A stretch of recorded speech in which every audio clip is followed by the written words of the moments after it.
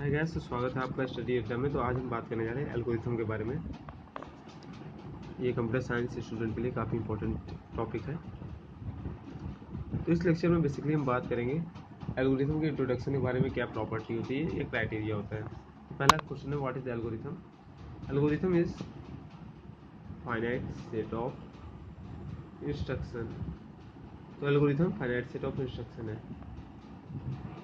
तो आप कहेंगे कि एल्गोरिथम और प्रोग्रामिंग लैंग्वेज में क्या डिफरेंस है? अगर algorithm finite set of instruction है तो फिर प्रोग्रामिंग लैंग्वेज भी सेट ऑफ इंस्ट्रक्शन ही है। तो क्या है कि algorithm can be written in any simple language. Algorithm को आप किसी भी लैंग्वेज में लिख सकते हैं। इवन आप इसे इंग्लिश में भी लिख सकते हैं, even in English.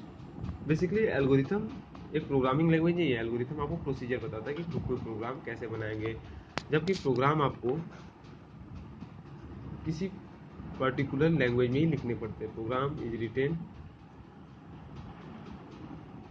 In any particular language. तो program is written in any particular language like C plus plus, Java. तो प्रोग्राम जो है आप वो एल्गोरिथम को फॉलो करके प्रोग्राम आप एक स्पेसिफिक लैंग्वेज में लिखते हो, उसे आप प्रोग्राम कहते हैं। तो जैसे आप समझ लीजिए, अगर आप कुछ मान लीजिए चाय बनाना है और आप किसी बुक से देख के चाय बना रहे हैं, तो बुक में जो स्टेप लिखा है वो एक तरह से एल्गोरिथम हो गया। और आप उसको बनाने के लिए जो जो चीज़ यूज कर रहे हैं, जिस चीज़ को बना रहे हैं, वो एक तरह से प्रोग्राम हो गया। तो ये है एल्गोरिथम। एल्गोरिथम होता है सेट ऑफ इंस्ट्रक्शन जो कि एक प्रोसीजर बताता है। इसे आप किसी भी लैंग्वेज में लिख सकते हैं और वो फॉलो करके आप अगर कोड में प्रोग्राम लिखते हैं तो उसे प्रोग्राम कहते हैं। तो अब हम आते हैं नेक्स्ट टॉपिक पे। तो अब हम आते हैं नेक्स्ट टॉपिक जो बताएगा क्या होता है क्राइटेरिया एल्गोरिथम का। Criteria of algorithm. Algorithm design करते वक्त हमें क्या क्या बातों का ध्यान रखना चाहिए या क्राइटेरिया क्या होना चाहिए? पहला, इनपुट। एल्गोरिथम में इनपुट होने चाहिए या तो जीरो इनपुट हो और मोर इनपुट। जीरो और मोर इनपुट होने चाहिए। मान लीजिए अगर आपको प्रोग्राम में प्रिंट करना है हेलो वर्ल्ड का, तो उसमें आपको इनपुट कोई नहीं देना पड़ेगा। जबकि अगर आपको 2 नंबर सम या कोई ऑपरेशन करना है, उस पर इनपुट देना पड़ेगा। तो एल्गोरिथम में इनपुट होना चाहिए। ये जीरो भी हो सकते हैं या मोर भी हो सकते हैं इनपुट, ठीक है। आउटपुट सेकेंड क्राइटेरिया है। सेकेंड क्राइटेरिया आउटपुट है। मतलब कि एक एल्गोरिथम अगर आप इम्प्लाई करें तो ये आपको एक स्पेसिफिक आउटपुट देना चाहिए, क्योंकि विदाउट आउटपुट एक एल्गोरिथम यूजलेस है। हम एल्गोरिथम किसी चीज़ का इसीलिए राइट करते हैं ताकि हमें एक आउटपुट आसानी से मिल सके। तो इसे must produce output. Algorithm must produce output. अगर ये आउटपुट नहीं प्रोड्यूस करता है तो ये फिर यूजलेस है, मीनिंगलेस है।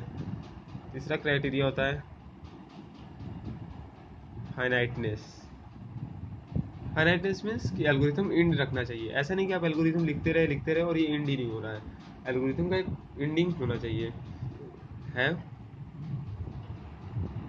Must have and. Algorithm must have and और एंडिंग यू कैन से। चौथा है डेफिनेटनेस। तो एल्गोरिथम जो है ऐसे होने चाहिए कि वो कंफ्यूजिंग मीनिंग न पैदा करे। मतलब कि अगर वो एक सेंटेंस के लिए, अगर एक स्टेटमेंट के लिए अगर वो चीज़ लग रहा है एल्गोरिथम, तो वो हर स्टेटमेंट के लिए लगे। मतलब कि क्लियर होना चाहिए और अनएम्बिगियस होना चाहिए, कन्फ्यूजन न पैदा करे। तो ये है डेफिनेटनेस, मतलब एम्बिगियस एंड क्लियर एल्गोरिथम को होना चाहिए। और पांचवा है इफेक्टिवनेस। हम एल्गोरिथम को ऐसे डिजाइन करते हैं ताकि हमारा प्रोग्राम तेज एग्जीक्यूट हो, तेज रन हो और क्या स्पेस कम ले। ये हम कुछ चीज़ें ध्यान में रख के एल्गोरिथम डिजाइन करते हैं। तो मान लीजिए आपको एक बहुत बड़े प्रॉब्लम दिया है और आपको उसके लिए एल्गोरिथम बनाना है, तो आप उस एल्गोरिथम को ब्रेक छोटे छोटे टुकड़ों में करके आप उसे सॉल्व कर सकते हैं। तो क्या है इफेक्टिवनेस में? मतलब every instruction should be clear, it should not be complex.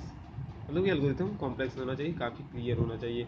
अगर कोई प्रॉब्लम बिग है तो आप उसे एल्गोरिथम के थ्रू सॉल्व कर सकते हैं।